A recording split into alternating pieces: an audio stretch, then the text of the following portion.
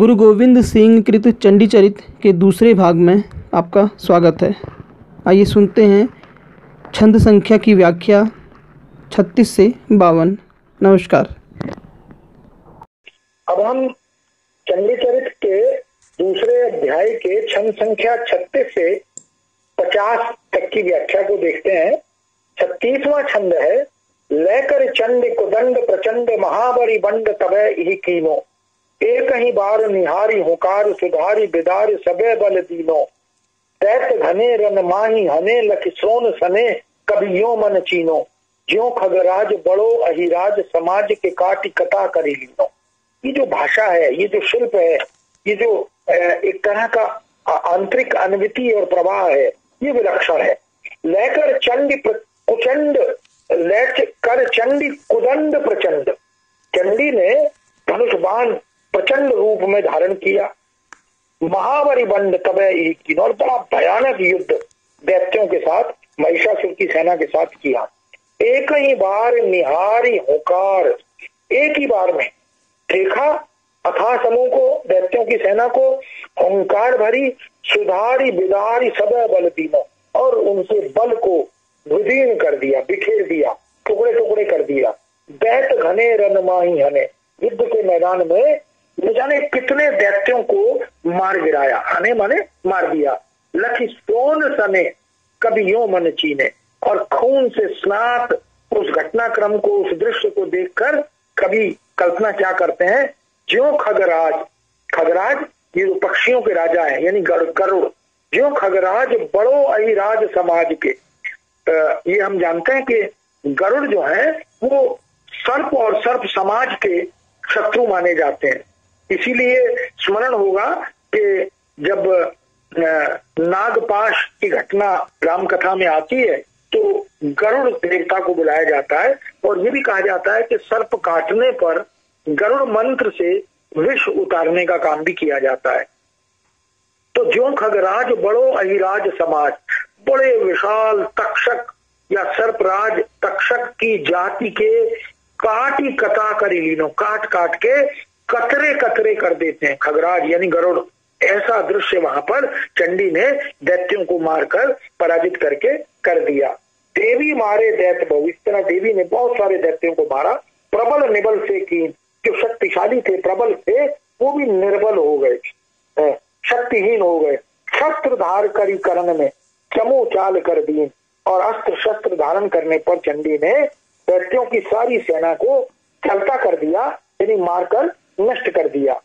फिर उसके बाद कहते हैं, भजी चमो महिषासुरी, महिषासुर की जो बची कुची सेना थी वो मैदान छोड़कर भाग खड़ी हुई। कटी शरण निज ईश, और अपने राजा की शरण में जाकर वो त्राई त्राई करने लगे। घाई जाई तिनयो कयो हन्यो पदम भट 20 पद्म योद्धा, भट जो है योद्धा है, वो हमारे मार दिए चंडी ने और उसकी सेना ने। जाकर दैत्यों की सेना ने अपने राजा को, महिषासुर को ये कहा।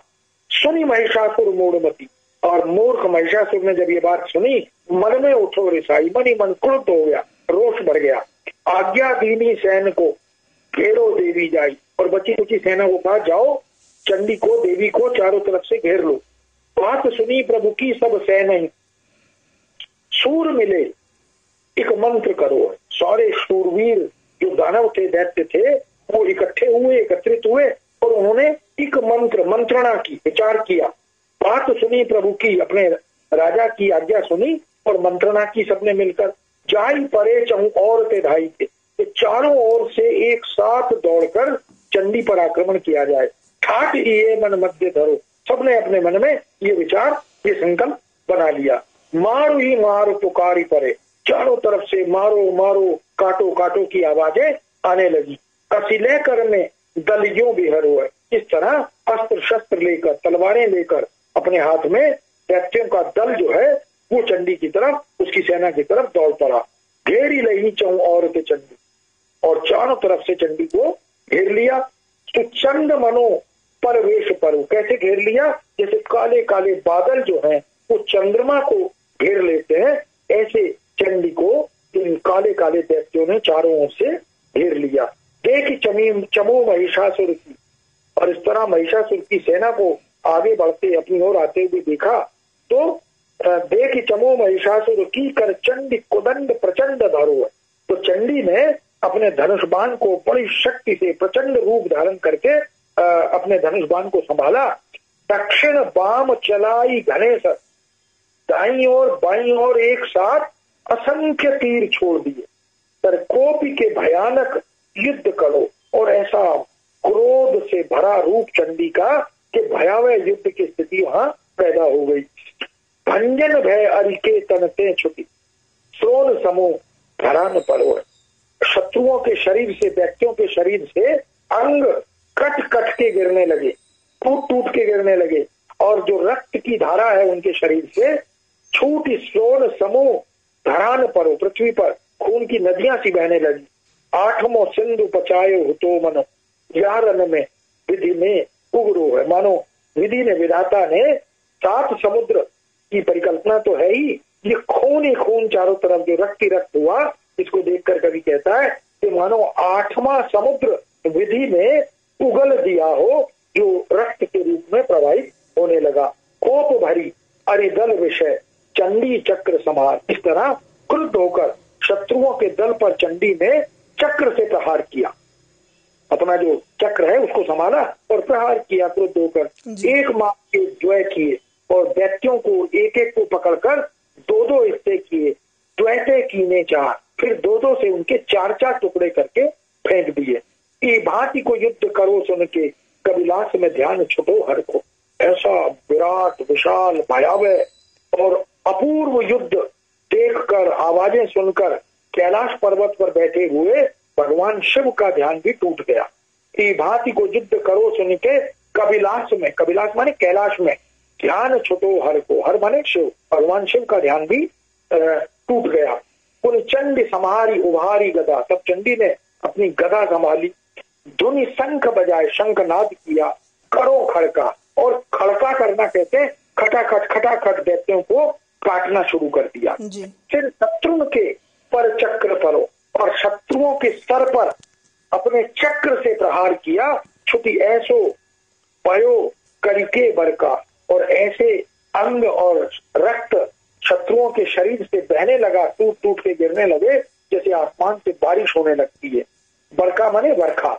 जनु खेलन को सरिता तट जाई, चलावत है छिछली लड़का। बड़ी सुंदर कल्पना गुरु गोविंद सिंह करते हैं, जैसे छोटे छोटे बच्चे नदी के तट पर जाकर एक दूसरे पर पानी उड़ेलते हैं, पानी में कूदते हैं, पानी को उछालते हैं, ऐसे ही उन छोटे छोटे बच्चों, लड़कों की तरह नदी के किनारे वो का जो दृश्य है, उसकी परिकल्पना को कवि ने यहाँ रक्त से जोड़कर जनु खेलन को सरिता तट जाई, ऐसा दृश्य वहां बन गया जैसे बच्चे जो हैं वो पानी में कूदते हैं, उछलते हैं और पानी चारों तरफ बिखरता है, ऐसे रक्त वहां बहने लगा। देख चमो महिषासुरी देवी बल समार, इस तरह महिषासुर की इस विराट विशाल सेना को देखकर चंडी ने अपना बल संभाला। कछु सिंह कछु चक्र सो दारे सबे सटार, कुछ शेर ने मार दिए, सिंह ने मार दिए, कुछ चक्र से काट दिए चंडी ने, और सारी सेना को इस तरह नष्ट कर दिया। एक भाजे ने तो पै गयो, अब जो एक बच गया था, कि भी सैन्य नीति होती है, राजनीति होती है, और वो अपनी जान बचाकर राजा के पास पहुंचा। कयो हाथी सब सेना, और कहा जाकर कि हमारी सारी सेना चंडी ने और उसकी सेना ने मार दी। यो सुन के कोप्यो असुर, सुनकर क्रुद्ध हो गया महिषासुर, चढ़ी आयो रण ऐन, और स्वयं युद्ध के मैदान में आ गया। जूझ परी सब सैन्य लखो, तब तो महिषासुर खड़ग संभारो। जब सारी सेना को जूझते लड़ते मरते हुए देखा तो महिषासुर ने अपना खड़ग संभाला। चंडी प्रचंड के सामू हो जाए, भयानक भालुक ज्यों भवकारो, और चंडी के सामने प्रचंड और उग्र रूप धारण करके उस भयावह दैत्य ने एक ऐसी हुंकार भरी जैसे कोई बड़ा विशाल भयानक भालू हुंकार भरता है। तो कहा चंडी प्रचंड के सामू हो जाई, भयानक भालुक ज्यों भवकारो, मुगदर ले अपने कर चंडी, चुकैबल ताउर ऊपर मारो। तब चंडी ने अपना मुगदर यानी गदा संभाली और उस दैत्य के सीने पर, हृदय पर पूरी शक्ति से प्रहार किया। चंड सुकै बल ताउर ऊपर, पुर ऊपर हृदय के ऊपर मारा, जो हनुमान उखाड़ी पहाड़ को, रावण के उर भीतर मारो। कैसी कल्पना कभी करता है, ठीक वैसे ही जैसे हनुमान जी ने बड़े बड़े पहाड़ उखाड़ उखाड़ कर रावण के हृदय के ऊपर मार दिए थे, ऐसे चंडी ने भी किया। फिर सरासन को गई के, और फिर सर और सरासन माने धनुष बाण को संभाला, वीर हमें तम पानी न मंगे, और व्यक्तियों के न जाने कितने बड़े बड़े योद्धा वीर उनको मार मार के फेंक दिया, ऐसे कि फिर पानी ना मांगे कोई, ऐसे ऐसा हाल कर दिया।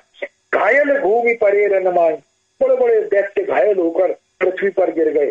कराहट है फिर से गज लग गए, बड़े बड़े पर्वताकार के हाथी भी घायल हुए, जमीन पर गिरे पड़े हुए कर्राते हुए दिखाई देने लगे।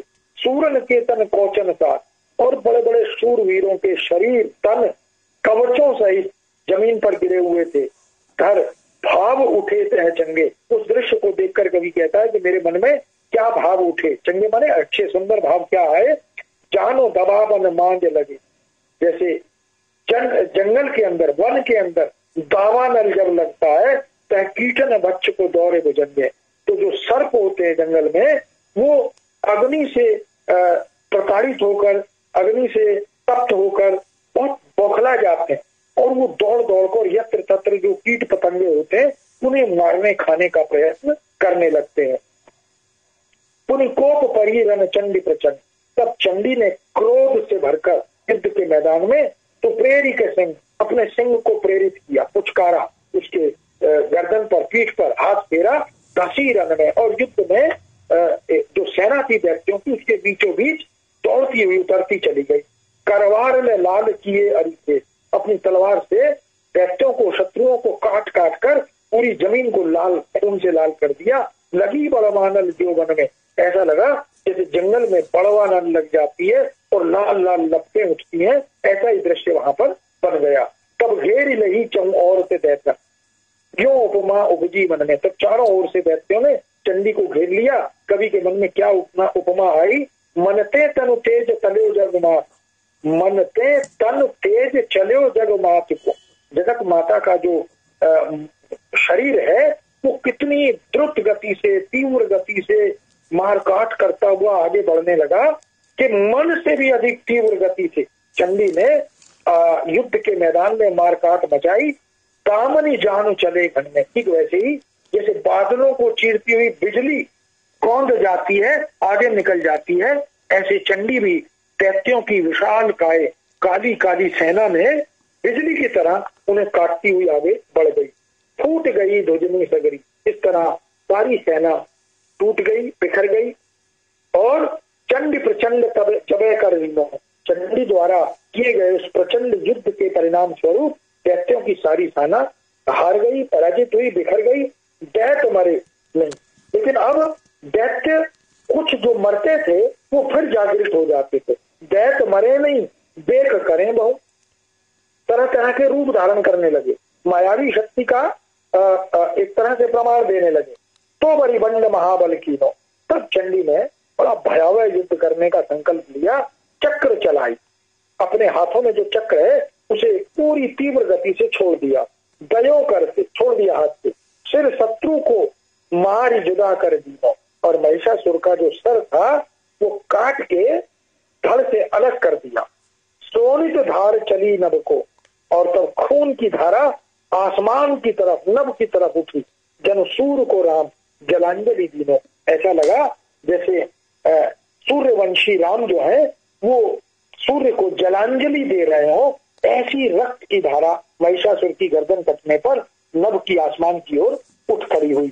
तब क्या कहते हैं 50वें छंद में, सब सूर संहार दये तिहि खेत महावर बंड पराक्रम के, इस तरह बड़े बड़े शूरवीरों का संहार कर दिया युद्ध के मैदान में, महाबरबंड युद्ध किया, पराक्रम किया। तह स्त्रोणित सिंधु भयो धरणी, और युद्ध के मैदान में रक्त की नदी बह निकली, और पुंज गिरे, शत्रुओं के समूह उस नदी में डूब गए। अति कैद हम के, तलवार की जो चमक थी, धमक थी, उसने शत्रुओं को खून की उस नदी में डुबो दिया। जगमाति प्रताप हमें सुरताप, जगत माता के प्रताप से देवताओं का जो ताप था वह फिर से जो दैत्यों के माध्यम से जो ताप पैदा हुआ था वह फिर से दूर कर दिया गया। सुदानव सैन गई जमके, और चंडी और उसकी सेना ने सुर ताप से उन्हें मुक्त किया, दैत्यों को मार दिया और दानवों की सेना यमलोक भेज दी। बहुरो अरि सिंदूर कैबल पैठ के, दामिनी ज्यों दुर्गा चमके। और फिर अंत में शत्रुओं के काले विशाल हाथियों के अरि सिंदूर, सिंदूर माने हाथी, दल के बीच दुर्गा ऐसे चमकती हुई दिखाई दी जैसे घन घटा के बीच, बड़े बड़े काले काले बादलों के बीच में दामिनी ज्यों बिजली जैसे चमकती है, ऐसे चमकती दिखाई दी। तब महिषासुर मारियो सब दैतन को राज, और तब चंडी ने महिषासुर को मारकर दैत्यों को पराजित किया और वो राज्य लेकर फिर से देवताओं को दे दिया। तब कायर भाजे सबे छाड़े सकल समार, और दैत्य जो कायर बचे कुचे थे वो भाग गए और अपना सारा राजपाट छोड़कर चले गए। तब अंत में कवि कहते हैं जी, महावीर कहरी दोपहरी को भानु मानो, मानो वही उत्प्रेक्षा अलंकार का सौंदर्य कि देवराज इंद्र को सत्ता पर आसीन कर दिया। तो महावीर केहरी, केहरी माने शेर, दोपहरी को भानु, दुर्गा का जो शेर था वो घनी दोपहरी के भानु की तरह, सूर्य की तरह दमदमा रहा था, चमक रहा था।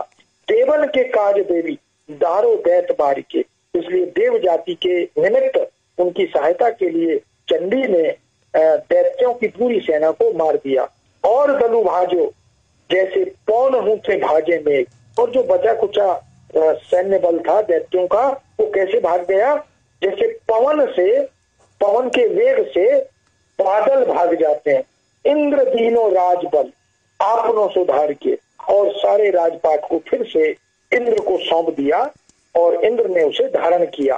देश देश के नरेश दारे हैं सुरेश पाए, और पूरी दुनिया के राजा वो सब नरेश के अधीन यानी इंद्र के अधीन आ गए।